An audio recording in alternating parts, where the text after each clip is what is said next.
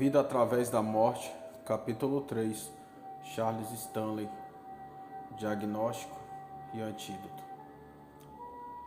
O judeu possuía os oráculos de Deus, assim como você. Que imensa vantagem é possuir a própria palavra inspirada de Deus. E os oráculos de Deus haviam sido entregues a eles. Vemos no versículo 3 de que forma notável a fé é mais uma vez apresentada. A justiça de Deus sempre repousou sobre o princípio da fé. Pois que, se alguns foram incrédulos, a sua incredulidade aniquilará a fidelidade de Deus? Romanos 3, versículo 3. No entanto, o grosso da nação não creu, e até aqui nem a sua incredulidade, nem a sua injustiça mudaram a Deus. Ele permanece o mesmo. Ele continua leal aos imutáveis princípios de certo ou errado. De outro modo, como poderia julgar o mundo?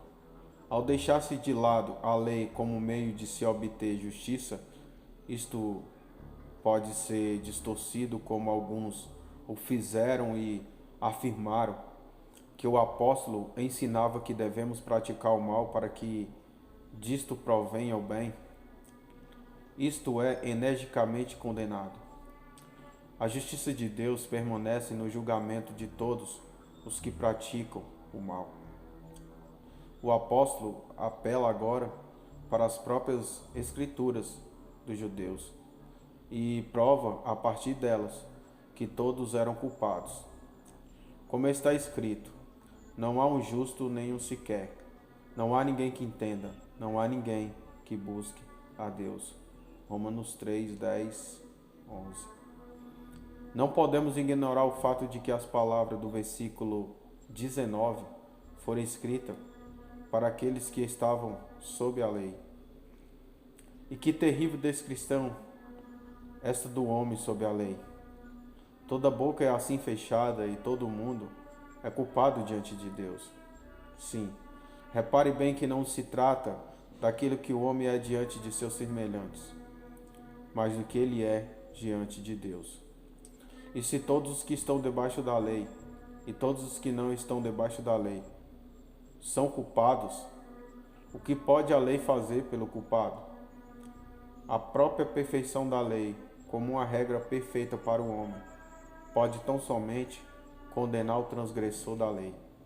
Se um comerciante usa uma balança enganosa em sua loja, o que mais poderá fazer o teste de peso, executado pelas autoridades, se não condená-lo?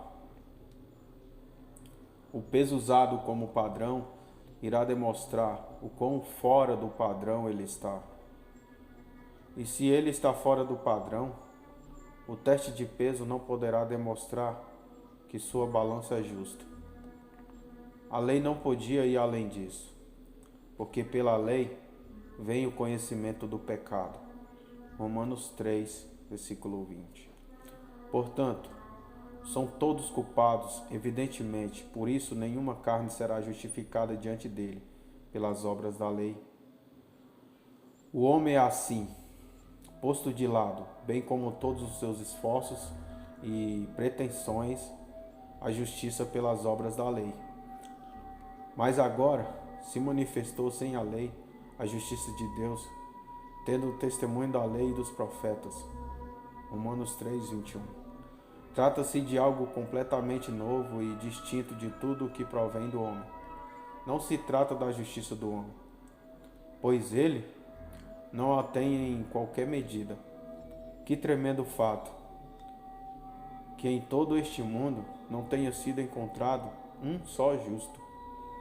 Não, nem mesmo um. Trata-se da justiça de Deus, em sua totalidade e a parte da lei, daquilo que Deus é em si mesmo e do que ele é para o homem. Deus não poderia ter sido justo em justificar o homem por meio da lei, pois a lei podia tão somente condená-lo. O homem era culpado. Certamente Deus sempre foi justo em seu proceder para com o homem. perfeitamente coerente com sua própria glória. Mas agora a justiça é manifestada à parte da lei, embora testemunhada pela lei e pelos profetas. É esta, portanto, a revelação, isto é, a justiça de Deus pela fé em Jesus Cristo para todos e sobre todos os que creem, porque não há diferença, porque todos pecaram e destituídos estão da glória de Deus. Romanos 3, 22, 23. Com que clareza a fé em Jesus Cristo toma agora o lugar da lei. Isto para todos, tanto judeus como gentios. Portanto, a justiça de Deus diz respeito ao que ele é em si mesmo e ao que ele é para nós. É isto a parte da lei. Pois não há e nem poderia haver uma lei ou mandamento para Deus. Isso tudo provém totalmente de Deus. Ele amou de tal maneira a ponto de dar o seu Filho amado para que, por meio de seu sacrifício na cruz, pudesse ser eternamente justo em nos justificar ou em nos reputar por justos. Sendo justificados gratuitamente pela sua graça. Romanos 3, versículo 24. Sim, reputados por justos graciosamente, sem nada que pudesse provir de nós, exceto cremos nele. E até mesmo a fé é um dom de Deus. Provém de sua graça, seu livre favor. Mas como pode Deus ser justo em nos justificar gratuitamente por imerecido favor pela redenção que há em Cristo Jesus? Romanos 3, versículo 24. Não meramente justificados de toda acusação de pecado, por mais bendito que isso possa ser, não meramente obrigados do juízo, como Israel foi protegido no Egito pelo sangue do Cordeiro, mas redimidos totalmente libertos pela redenção que há em seu precioso sangue. Mas dirá você, tudo isso é muito bem dito, mas como saber se posso desfrutar disso? Como posso ficar assegurado de que isso se aplica a mim? Bem, uma vez que Deus é justo em nos justificar gratuitamente, pela redenção que há em Cristo Jesus, vamos investigar que redenção é esta e como você pode saber que ela veio e se aplica a você. O que é redenção? A emancipação ou redenção de todos os escravos de Trindade e Tobago há alguns anos irá ilustrar o que é redenção. Uma grande importância foi paga, proposta pelo governo britânico, para a completa redenção dos escravos. Eles foram, por assim dizer, redimidos para sempre, emancipados para sempre, libertados da miserável escravidão. Porém, quando a proclamação ou as boas novas de redenção chegaram em Trindade e Tobago, como os escravos poderiam saber se elas se aplicavam a eles? Vamos supor que um velho escravo, com muitas cicatrizes dos açoites e das correntes, dissesse: sim, não tenho dúvidas de que foram pagos milhões. Não tenho dúvida de que a proclamação de redenção, emancipação e liberdade para sempre é boa e gloriosa. Mas como posso saber se ela se aplica a mim? O que você responderia? Ora, você não é um escravo? Acaso essas cicatrizes não são prova disso? Acaso você não nasceu escravo? Se você fosse um homem livre, certamente não se aplicaria a você. Mas uma vez que você é um escravo, ela deve se aplicar e se aplica a você. A proclamação de redenção é feita para você. Ao crer na proclamação, agora mesmo você fica em perfeita justiça, livre para sempre. Não é isto que você lhe diria? Ah, se nos colocássemos em nosso verdadeiro lugar e reconhecêssemos nossa verdadeira condição como escravos de nascença, concebidos em pecados e formados em iniquidade, então toda a dificuldade para compreender isto iria se dissipar tão logo. Tão logo enxergássemos que a redenção se aplica a nós. Será que você já reconheceu ou será que você reconhece que por natureza você nasceu escravo do pecado, vendido ao pecado? Os pobres escravos de Trindade e Tobago talvez pudessem fugir de seus senhores, mas você já deve ter percebido que é totalmente incapaz de escapar do pecado e de Satanás. Por acaso você já não tem alguma feia cicatriz deixada pelo pecado? Se você pensa, mal como você é, que Deus irá ajudá-lo a guardar a lei e que no fim você poderá ter alguma esperança de chegar no céu, é porque não reconhece sua necessidade de redenção. Se o governo britânico despender uma soma tão grande proposta pelo parlamento, quanto maior não será o valor do resgate que Deus determinou em seus conselhos eternos. Será que ele decidiu dar prata ou ouro por sua redenção? Não. Ele decidiu dar seu filho amado. Sim, ele, aquele a qual Deus propôs para propiciação, pela fé no seu sangue. Romanos 3, 25. Pobre e incapaz escravo do pecado. Esta redenção é para você. Se é esta a sua condição, ela só pode ser para você. Sim, o escravo que creu na proclamação estava livre a partir daquele momento. O mesmo se dá com você. Deus garante isso aos milhares que leem estas linhas. Querido jovem cristão, é da maior importância que compreenda isto. Você não está apenas justificado gratuitamente com todos os seus pecados perdoados e Deus não vendo mais iniquidade em você, mas você está também redimido pelo precioso sangue de Cristo. Sim, liberto daquela condição de escravidão para todo o sempre. Se aquela grande soma em ouro colocou os escravos em liberdade para sempre, porventura a propiciação infinita de Cristo não poderá nos libertar, nos redimir para sempre? Será que devemos nos permitir qualquer sombra de dúvida? Não. Ele se entregou por nós. Tudo por gratuito e imerecido favor. Não fizemos nada para a nossa redenção. Ela foi toda realizada antes mesmo que tivéssemos um desejo ou pensamento sequer de redenção. E agora escutamos as boas novas que são para nós, pobres escravos do pecado. Cremos e ficamos livres para sempre.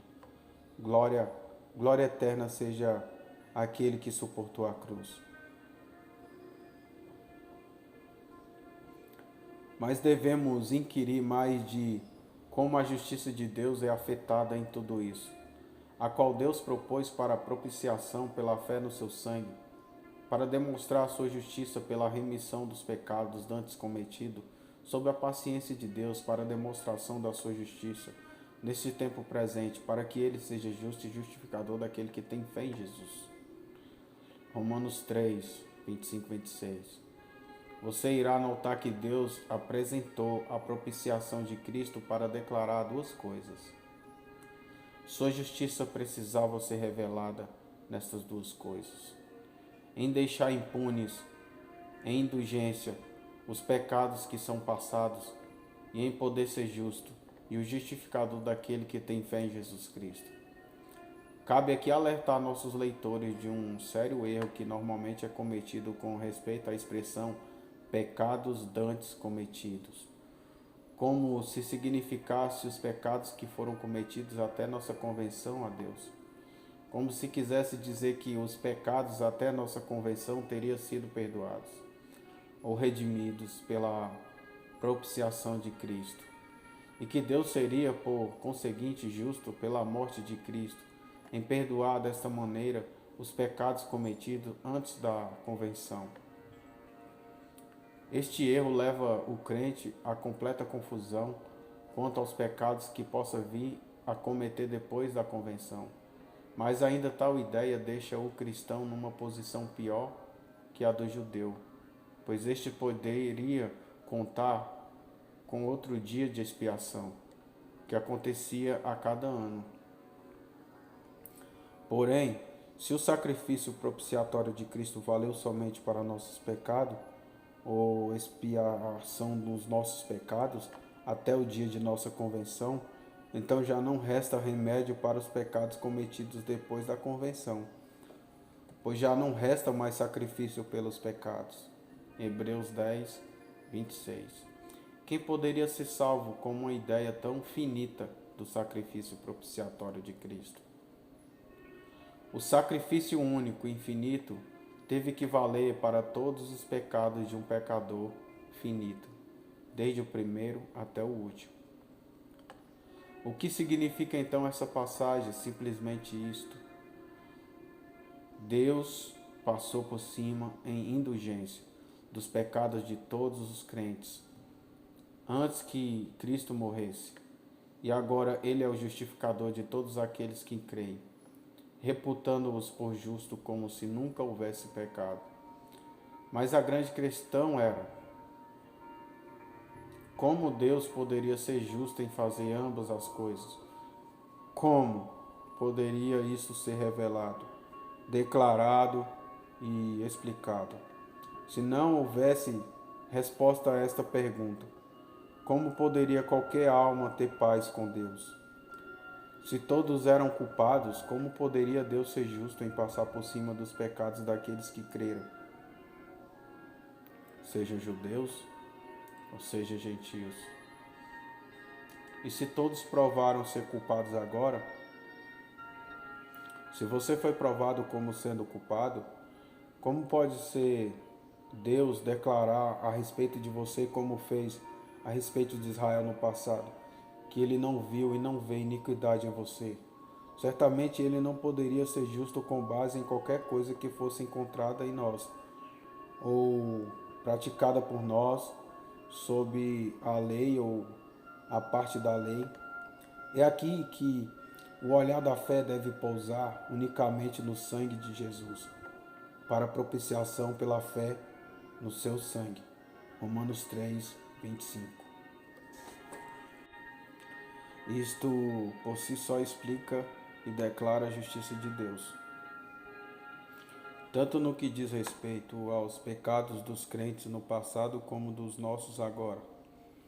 Lembremos-nos sempre de que sobre o propiciatório o sangue era colocado diante dos olhos de Deus, e tomará do sangue do novilho e com o seu dedo espargirá sobre a face do propiciatório para a banda do oriente, e perante o propiciatório espargirá 7 vezes do sangue com o seu dedo.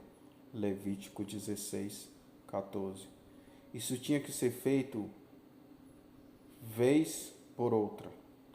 O sangue de um novilho tinha que ser espargido diante de Deus naquele propiciatório de ouro uma vez por ano. E também o sangue de outras vítimas precisava ser derramado com frequência. O mesmo não se deu com o sangue de Cristo. Aquele sangue, uma vez derramado e espargido, não pode jamais ser derramado ou espargido novamente. Ó minha alma, pense no que aquele sangue é para os seus pecados diante dos olhos de Deus. O sangue espargido sobre o ouro demonstra o que é o sangue de Cristo, atendendo, defendendo, declarando a justiça de Deus. Sim, ele foi justo em justificar Davi 1000 anos antes do sangue ter sido derramado. Tão justo quanto ele é agora em nos justificar 1800 anos após ter sido derramado. Era preciso que Jesus sofresse por ambos. O autor viveu no século XIX. Vemos assim o grande erro daqueles que diziam e dizem que a justiça de Deus é aquela pela qual ele nos torna justo. Não, a justiça de Deus é aquela pela qual ele próprio é justo, em considerar nós, pobres pecadores, justos. A diferença é imensa. Se a voz daquela que a si própria se denomina a igreja diz uma coisa e a palavra de Deus diz outra, em qual devo crer? sem dúvida, na última, a qual Deus propôs para propiciação pela fé no seu sangue para demonstrar a sua justiça, pela remissão dos pecados dantes cometidos sob a paciência de Deus, para a demonstração da sua justiça neste tempo presente, para que ele seja justo e justificador daquele que tem fé em Jesus. Romanos 3, 25, 26. Preste atenção a cada sentença. Por acaso não é a justiça de Deus que ele seja justo? Você crê em Jesus, que ele glorificou assim a Deus por seu sacrifício expiatório, que agora, neste tempo, por meio daquela morte, ele é, em justiça, capaz de justificar todo aquele que crê? É Deus dessa forma revelado justo, a sua alma em considerar você como justo. Portanto, já que a justiça é totalmente de Deus através da redenção que há em Cristo Jesus, onde está a jactância? Romanos 3, 27. Será que está nas obras que praticamos? Não. Um pensamento assim está descartado. Por qual lei? Das obras? Não, mas pela lei da fé. Romanos 3, 27. Já vimos, pois, que a fé encontra a justiça em Deus. Não posso, portanto, me jactar de ter sido ou de ser justo em mim mesmo, já que fomos provados como sendo culpados. Sabemos que isto é verdade, e se depender da lei ou das obras, só podemos ser condenados. Não pode haver justificação baseada nisto. Não importa o quanto nos esforcemos em consegui-la deste modo. Sendo assim, a justificação deve estar fundamentada em outra coisa. Concluímos, pois, que o homem é justificado pela fé sem as obras da lei. Romanos 3, 28. O que mais poderia a Escritura concluir, uma vez que todos são culpados, e que a justificação não depende do que somos para Deus, mas do que Ele é para nós, revelado em Cristo? Não misture essas duas coisas. Desde que sua salvação seja totalmente com base na fé, naquilo que Deus é para você. Sermos justificados pela fé é o que Deus é para nós através de Cristo. As obras da lei estão fundamentadas naquilo que nós somos para Deus. Ó graça sublime! Somos justificados por uma coisa, a fé, sem a participação da outra, a lei. E nisto a doutrina do não há diferença em Romanos 3, 22 fica plenamente mantida. Trata-se da mesma justiça de Deus para com todos, judeus ou gentios, sob o princípio da fé e por meio da fé. Aqueles que afirmam que ainda estamos sob a lei ou tornam nula, pois ela amaldiçoa os que se encontram sob ela, já que não aguardam. Aqueles que estavam antes sob a lei precisam ser redimidos de sua maldição pela morte de Jesus. Sendo assim, se as Escrituras nos colocam sob a lei novamente, então seria preciso que Jesus morresse outra vez para nos redimir da maldição da lei. Anulamos, pois, a lei pela fé? De maneira nenhuma. Antes estabelecemos a lei. Romanos 3, 31. Jesus revelado aos olhos da fé, levando a maldição da lei transgredida, no lugar daqueles que se encontravam sob ela. Se isto não estabelece as reivindicações da lei de Deus, o que mais pode fazê-lo? Mas se fôssemos novamente colocados sob a lei, então suas reivindicações teriam que ser novamente estabelecidas ou ela seria tornada nula. Chegamos ao fim do capítulo 3.